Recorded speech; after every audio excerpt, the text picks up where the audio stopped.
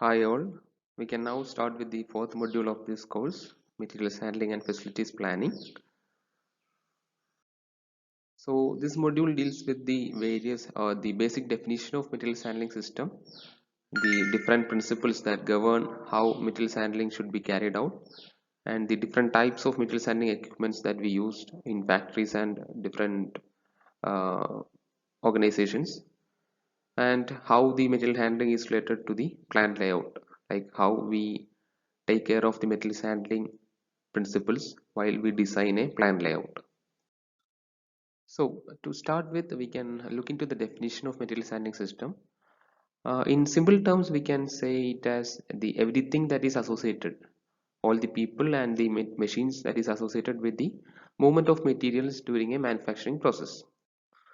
That is the functions dealing with the preparation, placing and positioning of materials to facilitate the movement or storage. So we know that during the manufacturing process, we will be starting with the raw materials, and we will be moving that raw materials through different job shops to different centers to carry out different processes so that we get the final product. So moving these particles in between the processes to obtain the final product, that is known as the materials handling. An elaborate definition of the metal handling systems would be the basic operations in connection with the movement of bulk, packaged and individual products, that is the semi-finished material in semi-solid or solid state by means of gravity manually or power attached actuated equipments like the cranes and all, within the limits of individual producing, fabricating, processing, that is all the processes within the factory. So once again, within simple terms, it is the movement of materials within a factory during the manufacturing processes from the raw materials. So the primary thing that one should keep in mind regarding the material handling is that it does not add any value to the product, or it does not add any monetary value to the product, but it adds to the cost of the total cost of the manufacturing. For example, consider the manufacturing of a hollow metal pipe. So one of the process would be the turning in lathe, and that manufacturing process or that step will be adding to the monetary value of the product because it is converting the raw material into a semi-finished good. Hence, it is adding to the monetary value of the product. Now, if you want to take this hollow pipe to a grinding machine to improve the surface finish, now the improving the surface finish will also improve the monetary value, will add to the monetary cost. But taking that pipe from the lathe to the grinding machine, it does not add to the monetary value, but it causes an extra cost to the manufacturer.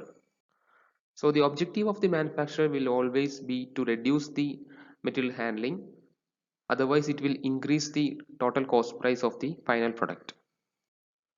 Also, if the time taken during the material handling is very large, it will lead to the manufacturing unit being idle for some time. This in turn will reduce the productivity of the total manufacturing unit. Hence, the handling should be kept at minimum. It is also defined as the art and science involving the movement, handling and storage of materials or semi-finished materials during the different stages of manufacturing. Just like we saw, the moving the hollow pipe from the lathe towards the grinding machine. So this function does not add to the monetary value, but it includes every consideration of the product except the actual processing. So it does not add to the monetary value, but increases the final cost of the product. Through scientific planning or scientific material handling, we can considerably reduce this cost and increase or reduce the production time, thus increasing the productivity of the factory unit. We can now list some of the objectives of materials handling. The first one is the obvious one, that is to minimize the cost of materials handling. I have explained earlier that how it adds to the total cost, but it does not add to the monetary value. So the priority is always to reduce the cost incurred in the materials handling. Then second one is to minimize the delays and interruptions by making available the materials at the right point, at the right quantity, at the right time. So this is to ensure that there is a continuous production occurring and there is no idle time at any of the manufacturing units. So we can increase the productivity or reduce the production time. The third one is again related to the productivity, that is to increase the productive capacity of the manufacturing units by effective utilizations of materials handling resources. As I told earlier, so if we are properly planning the materials handling, we will require less time to carry out the manufacturing process. Thus, we can increase the productivity and we will take less time for the total production cycle. The fourth one is regarding the safety. By providing proper materials handling equipments, we can ensure that the people involved in the materials handling are safe from the use of these materials. The fifth one is the maximum utilization of materials handling equipment. So usually a factory will be equipped with various materials handling equipment such as trolleys, pulleys, cranes, etc. So if you are not utilizing these equipments which are already present in the factory, the total time that is utilized for the materials handling will be again higher. So there should be a maximum utilization of these equipments provided. The sixth one is the prevention of damages to materials. Again, by using these equipments, there will be less accidents or less mishandling of the materials, and this will again increase the productivity. Then last one is the lower investment in in-process inventory. So in-process inventory is the handling of semi-finished goods. So we start with the raw material and we end with the final finished product. So in between we are handling the semi-finished goods. So if the materials handling is properly planned, we does not have to invest more in this in-process inventory or the handling of semi-finished products. We can now move on to the principles of materials handling. So the material handling is governed by 20 different principles, and we can now look into that. The first one is the planning principle. All the handling activities should be pre-planned before the actual manufacturing process starts. So this is to ensure that the workers have a clear idea about how the materials should be moved, and also this helps to ensure that the production is continuous. There is no break in manufacturing of the products. The second one is the systems principle. So it is to plan a system integrating as many handling activities as possible and coordinating the full scope of operation. So in this principle, while planning the material handling movement, it is desirable to include all the activities that are involved in the manufacturing of the product. That is right from the receiving the raw materials up towards the transportation of the final finished product. If it is possible to include all the in between handling activities or handling movements in a plan, then it is much desirable rather than breaking it into 2 or 3 movements. In most scenarios this won't be possible. However, it is desirable to include as many activities or movements as possible. That is certainly second principle.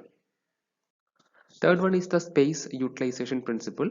It is to make optimum use of the cubic space. This is to ensure that there is a smooth movement of materials without any distractions or delays. The fourth one is the unit load principle.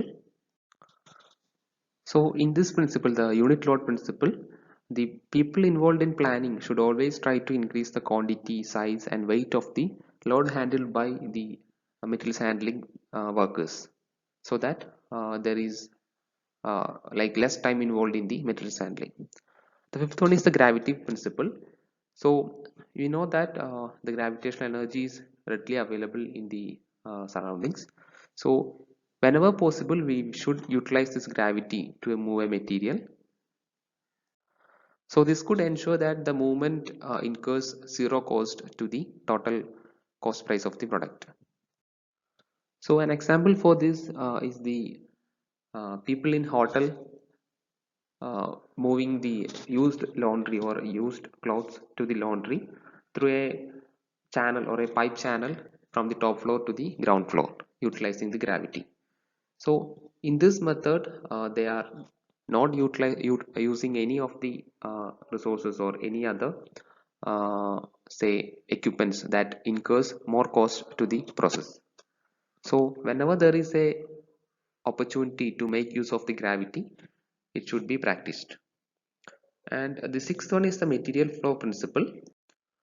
So it is to plan an operation sequence and equipment arrangement in hand-to-hand manner so that the material movement is optimized. For example, if a worker is taking a semi-finished product from A to B, and if he is returning from B to A without any product or any material, then the return travel from B to A is actually not productive.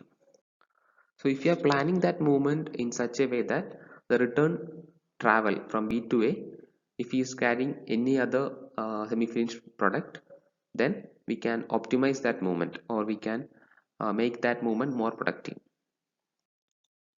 So some other principles involved in the materials handling are the simplification principle, which is to reduce or combine or eliminate unnecessary movements and increase the productivity. The safety principle. So the methods and equipments that are used in the handling should be safe for the worker. The mechanization principle. It is always desirable to use mechanical or automated equipments, which takes much less effort for the movement of materials. Standardization principle. The equipments and the materials that are involved in the handling should be of standardized method, type and size. This is to ensure that the different workers will be utilizing or using the same standard equipments. Then the flexibility principle. This is to ensure the use of methods and equipments so that the workers will be performing different variety of tasks rather than same repetitive task from time to time. Then the equipment selection principle. While selecting an equipment for the movement of material from one point to another, we should consider all aspects of the materials and the movement and how this method has to be utilized for the movement. For example, in the later stages, we will be seeing different equipments that we use in materials handling, cranes, trolleys, pulleys. So while taking a material from point A to B, we can choose these different types of mechanisms, and while choosing these equipments or mechanism, we should consider all the aspects. Then the dead weight principle, reduce the ratio of dead weight to payload in mobile equipment. So I guess you know what is dead weight and payload. So dead weight is the real original weight of the equipment, which can't be reduced, and payload is the weight of or the mass of the material that is being handled or taken.